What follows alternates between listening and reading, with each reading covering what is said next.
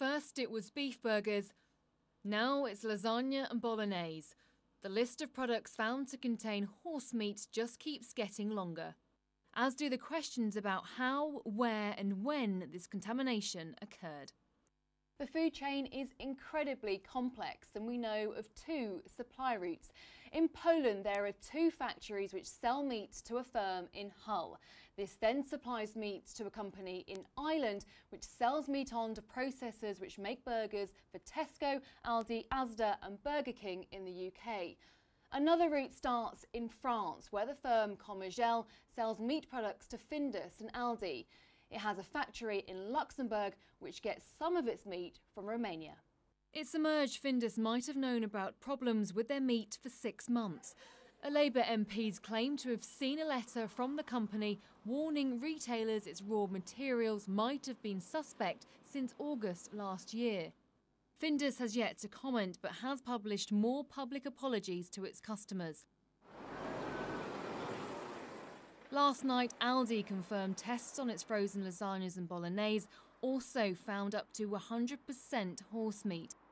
They've said they feel angry and let down by their French supplier, the same one used by Findus. While the Food Standards Agency maintain there's no evidence the horse meat is unsafe, the government has vowed to get to the bottom of the crisis. To reassure the public, we are conducting an unprecedented analysis of processed beef products to see how far this either incompetence or negligence or the criminal conspiracy extends, and we hope to have results by the end of next week. Police, both here and abroad, have been drafted in to help the investigation into how horse meat was passed off as beef and sold in supermarkets across Europe. Charlotte Lomas, Sky News. 68-year-old Alan Greaves was a father of 4 and a grandfather. On Christmas Eve, he was on his way to his local church to play the organ for midnight mass, but he never arrived. Alan Greaves was walking the short distance from his home to church when he was subjected to what police have described as a brutal attack, leaving him with severe head injuries. He died 3 days later in hospital. Reverend Canon Simon Besant knew Alan well and says the community is in shock. There have been lots of people coming to the vicarage in the last few days, a lot of tears. Some folk who've been away for Christmas come back and hadn't heard anything.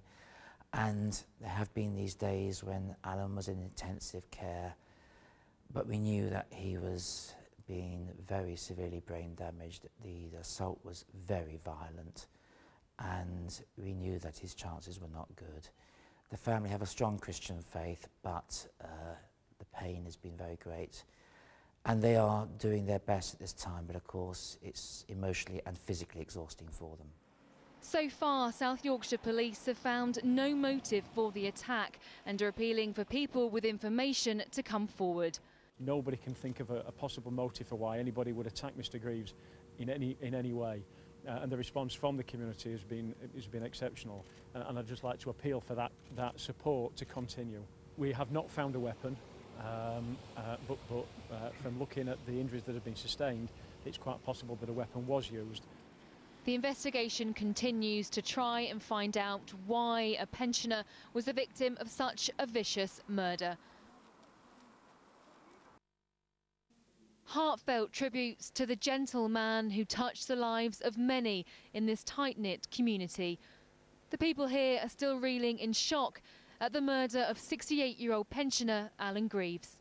He'd help out with anything, and he was, as everybody describes him, as just gentle, quiet, sort of unassuming, and he's sort of everything you'd expect a Christian to be, that you'd aspire to, and sort of Alan was it. Alan Greaves played the organ at this church for 9 years. Tomorrow, the Bishop of Sheffield will be here joining the congregation in saying a prayer for him and his family.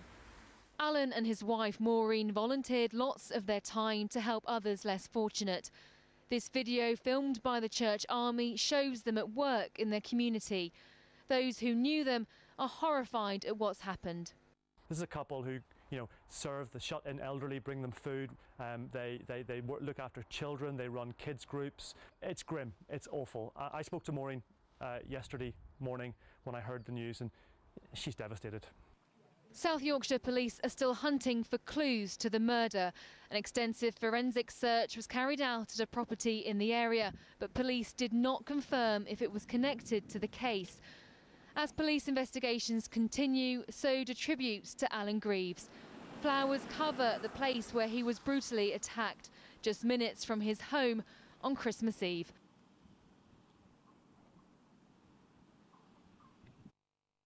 I'm at one of the main gritting hubs in the southeast of England, where, as you can see, the staff here are busy loading up the truck, getting ready to deal with the snow and ice that we're expecting. And joining me now is Jason Petch, Commercial Director of Grit It. So everyone hard at work here, but I have to say I'm surprised there's no 18-ton trucks here. Yeah, I think the perception when anybody thinks about this industry is big yellow 18-tonner flying down the motorway. The reality is we look after private property, so hospitals, retail parks, industrial parks, offices, shopping centres, and an 18-tonner just isn't going to cut it. A, it's far too big for those sorts of properties, and B, as you can see, a lot of what we do is manual. So we clear snow and grit pathways manually, and an 18-tonner just isn't suited for purpose. How far in advance do you plan for weather like this? Planning 6 to 8 months. Forecasting, we're probably looking at a 3 to 5 day forecast for any semblance of accuracy. I think most of the public will know that forecasting just doesn't exist further than a week out. And this salt has come far, hasn't it? This salt's come from mainly North Africa and the Middle East, and I know you're probably wondering, we haven't run out yet. Fantastic. Well, this is where the process starts. Let's find out where it finishes. This hospital's one of 16 sites that I'll be covering tonight. Gritting between 3 and 4 tonne of salt over the course of an evening. It's not only at hospitals where it's vital the area is kept safe in this freezing weather. Hundreds of gritters will be out at retail centres, industrial estates, government buildings and roads to try and keep the country running as normal. Charlotte Lomas, Sky News.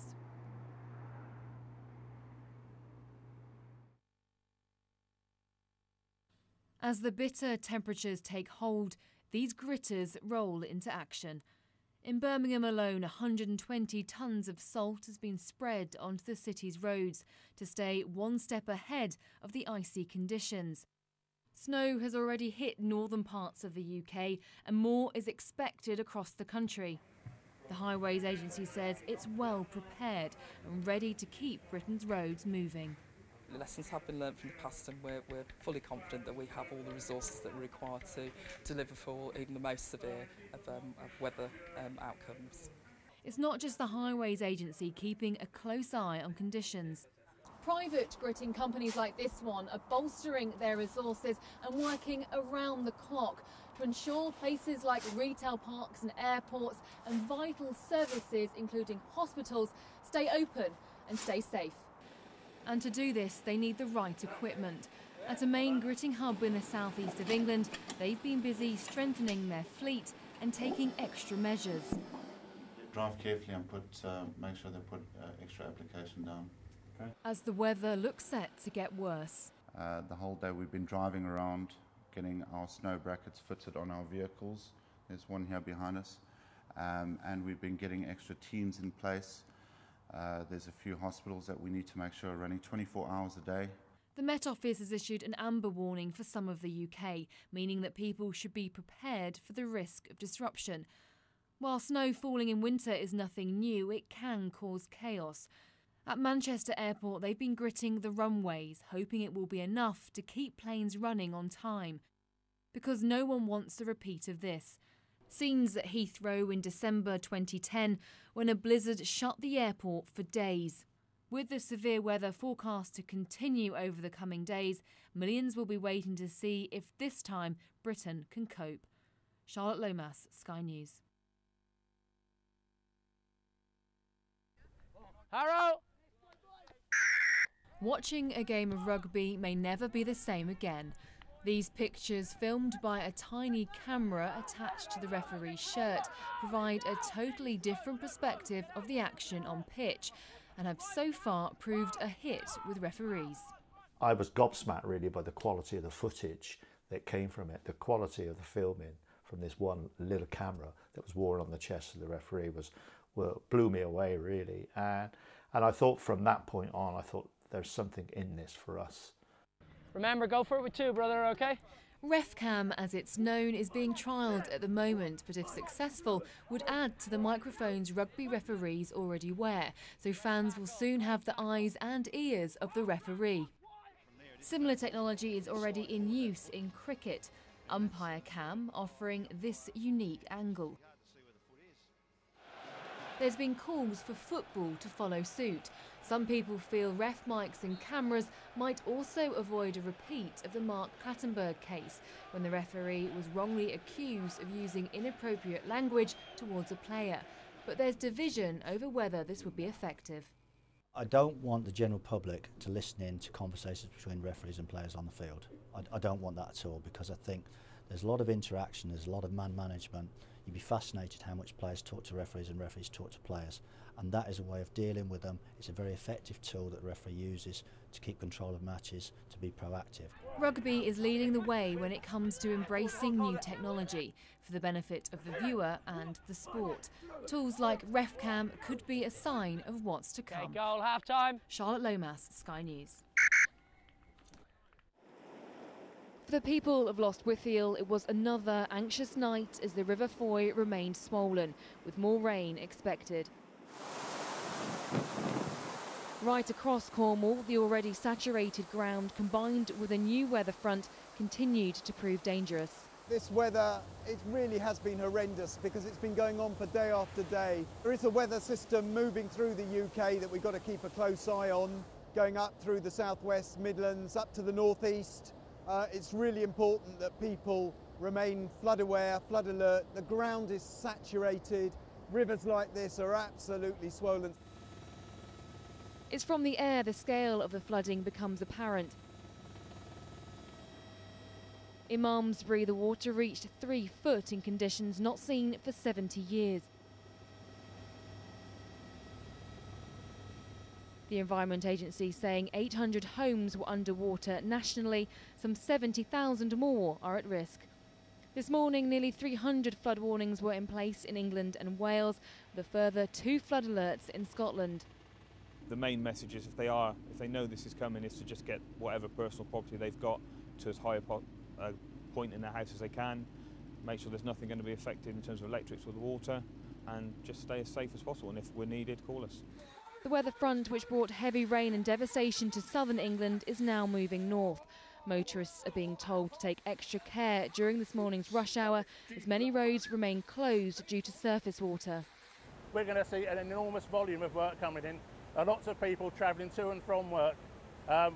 That's really the problem we're going to have, is getting around to the people because of the amount of traffic on the roads, the amount of roads that are blocked because of flood water.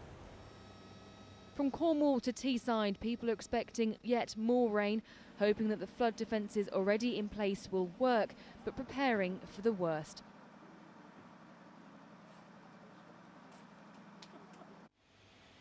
From the air, the scale of the flooding is easy to see. But after days of torrential rain and heavy winds, the worst appears to be over for people in Cornwall. More than 100 properties flooded across the county. But in past years, water would have devastated 100 homes in one town alone. Investment in flood defence systems like this one in Polperro seem to have paid off. Particularly in Cornwall, you've got communities at the end of these really steep valleys. So what this scheme is designed to do is to try to hold back as much of these headwaters as we can, impound where we can, and divert it to some large tunnels that we've built under the town to ensure that that water can drain out to sea and under the town rather than through the town like it did back in 1976 and 1993.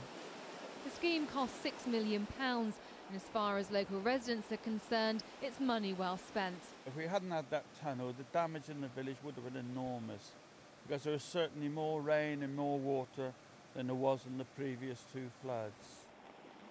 Many rivers across western Cornwall reached record-breaking levels over the weekend, including this one, the River Foy. When the water was at its peak, it completely covered these picnic benches here, as you can see, with the branches and the leaves left behind. But still, the levels weren't as dangerous as many locals had feared. For people in Cornwall, flooding is a part of life. Whilst there's relief that the worst of the weather is now over, there is a long winter ahead. With ground saturated and rivers still high, officials have warned it won't take much to bring the threat of flooding back. Charlotte Lomas,